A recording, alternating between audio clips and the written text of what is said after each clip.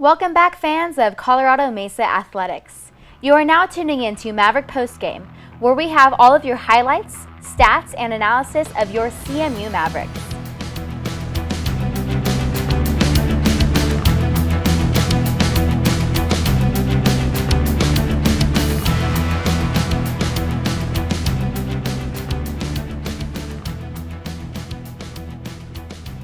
Hello everyone, my name is Bryce Langley. And I am Stefany Busch.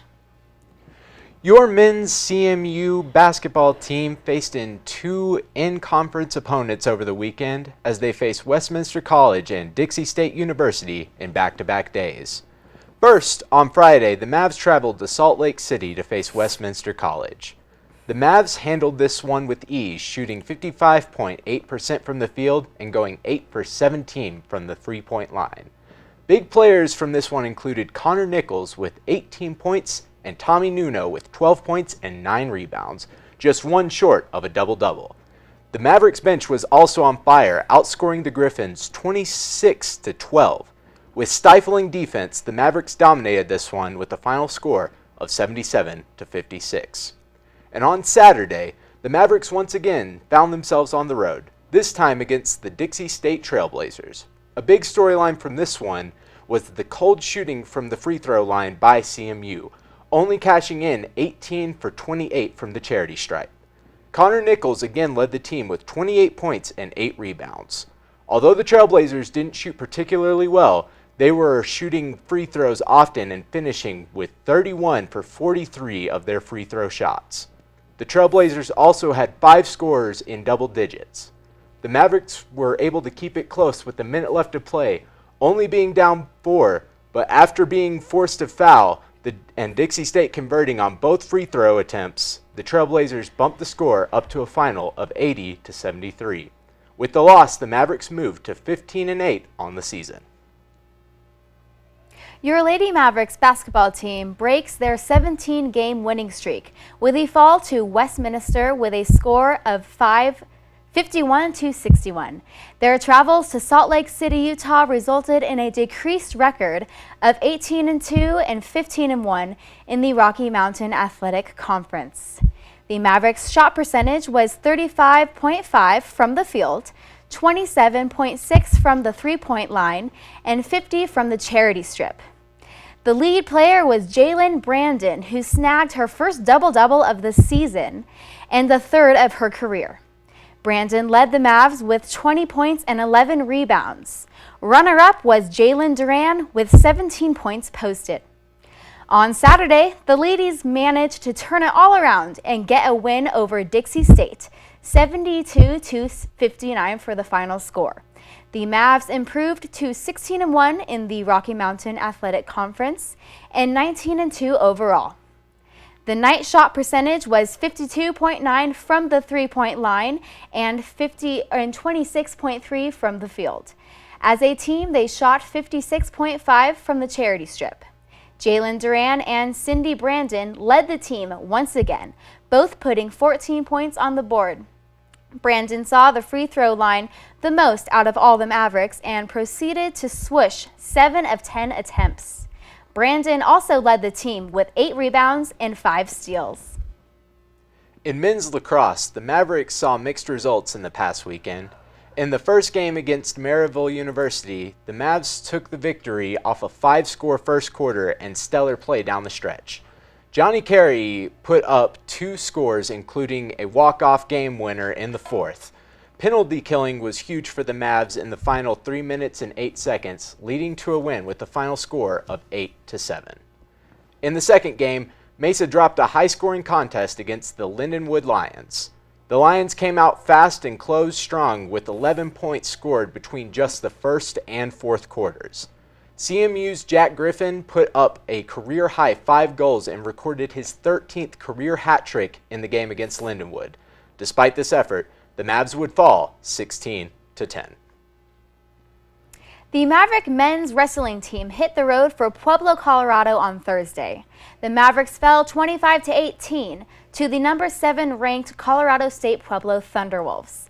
Notable bouts surfaced from Eduardo Pena at 141 pounds with a defeat over Garcia 3-1. Daniel Van Hoos edged in a win at 149 pounds over Oscar Diaz. The Mavericks also saw 2 pins from Seth Lathman at 174 pounds and Nolan Crone at 184 pounds. The Maverick women's wrestling team took on nationals in Marietta, Georgia, taking 21st out of 36 schools. Sierra Brownton fell in her final 2 matches at 123 pounds, but managed to finish 8th at the Women's Collegiate Wrestling Association National Championship. Brownton became the first All-American in CMU program history.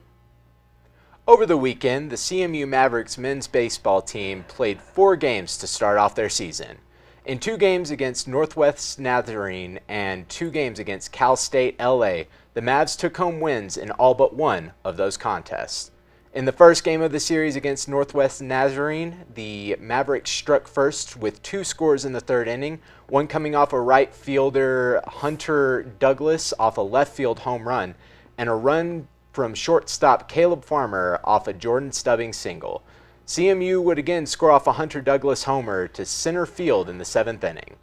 Although NNU would make it competitive in the 8th with a 2-run triple, the Mavs would hold on to the lead, winning 3-2.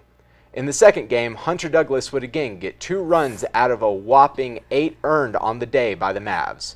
In what was a more consistent scoring affair, the Mavs outclassed NNU Nighthawks from the 4-for-5 hitting from Jordan Stubbings and the first save of the season from the closing pitcher, Jet Wodiuk. The second of the 2 series featured CMU Mavericks taking on the Cal State Los Angeles Golden Eagles. In the first game, the game actually began 2 hours late, with the night contest bleeding into the next day. Despite this, CMU came out swinging with a 12-1 lead after the first 6 innings. This lead came from the hitting of Caleb Farmer and 3 runs scored by Tyler Sandoval. Starting pitcher A.J. Landis also had an incredible night, only allowing 1 run off 5 hits in his 5 innings pitched. Although the Golden Eagles would surge after the 6th inning, it was not enough to come back on the Mavericks, who won with the final score of 15-10. And finally, in the last 2 games of the series, the Mavericks suffered their first season loss, giving up 7 runs early off 6 walks and just 2 hits. The men's baseball team seemed out of step on the day. CMU were working on a comeback from that point onward throughout the game and eventually caught up in the 8th inning at 9-9. However, at the top of the 9th, Cal State LA nailed a go-ahead 2-run homer that sealed the fate of the Mavericks. Caleb Farmer went 2 for 3 with a double, a triple, and 5 RBIs. The Mavericks return home next week to take on Montana State Billings at Saplesio Field. The Maverick women's softball team kicked off their season strong with a score of 14-1 over the Cal State University East Bay Pioneers last Thursday in St. George, Utah at the Canyons Softball Complex. The ladies tallied 10 hits, 9 walks, and 6 Pioneer errors. 9 individual Mavericks scored at least 1 run, with CMU fighting through 5 innings, winning on mercy rule. Kudos to Kelly Mrzoska, who was 3 for 5, and Kayla Jacoby going 2 for 5. Both Kelly and Kayla had 3 RBIs, while Jordan Hayes put up 2 homers. The Maverick softball team stayed the night in St. George, Utah to snag yet another win for the first game of the day over Central Washington University.